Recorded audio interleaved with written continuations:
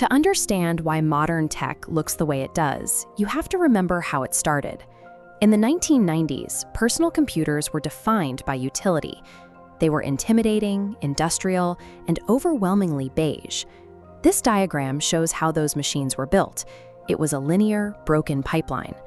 Designers would sketch a 2D shape, hand the blueprints to manufacturing engineers, and then negotiate compromises based on what was cheap or easy to fabricate. By 1997, Apple was months away from bankruptcy. When Steve Jobs returned, he knew the company couldn't survive by selling more beige boxes. He needed to build computers that connected with people emotionally. He found the solution in a marginalized design team led by Jony Ive. Jobs gave Ive the authority to ignore the old rules and completely dismantle the traditional industrial design workflow. Ive's core philosophy was that designing and making are inseparable. For years, the industry had treated design as a cosmetic finishing coat applied at the very end. Ive believed that treating manufacturing as a separate, secondary step was the exact reason Apple's products had lost their soul. Inside Apple's secretive design studio, the team threw out the 2D blueprints. Every new product began as a hand-carved foam block, forcing the designers to commit to a physical proportion and hand feel before materials or specs were ever discussed. The first test was the 1998 iMac, abandoning the tower and monitor setup for a translucent ovoid shape. Look closely through the plastic. Because the shell was see-through, the circuitry and structural ribbing had to be designed as meticulously as the exterior. Traditional contractors told Apple the shell was impossible to build. To protect the design, Apple had to embed manufacturing engineers directly inside the design studio. This 3D wireframe shows how they solved it. Using Unigraphs, software for jet engines, they simultaneously mapped the internal components alongside the external shell. This removed the guesswork, allowing the curved case to wrap tightly around the hardware with zero wasted space.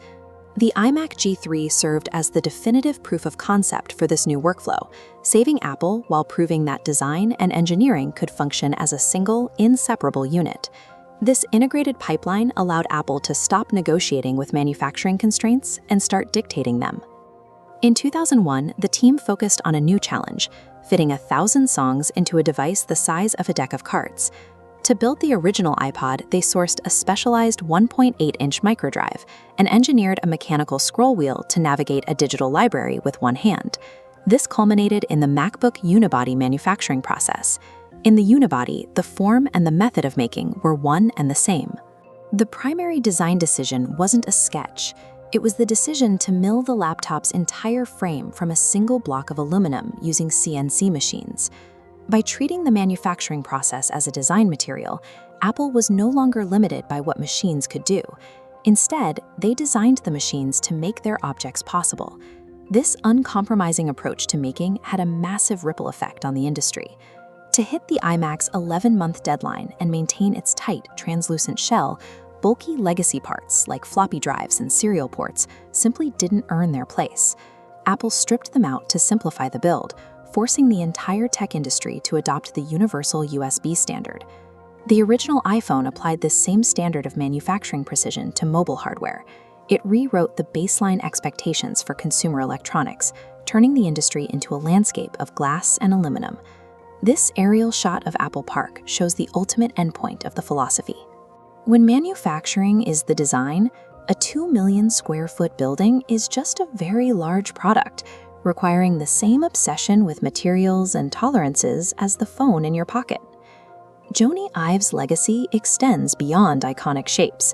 He established a standard of precision that currently dictates how the entire tech industry measures quality. It all comes back to a single ethical stance. If you truly care about the person using the product, you must care about the parts they can't see. True quality is total, or it's just theater.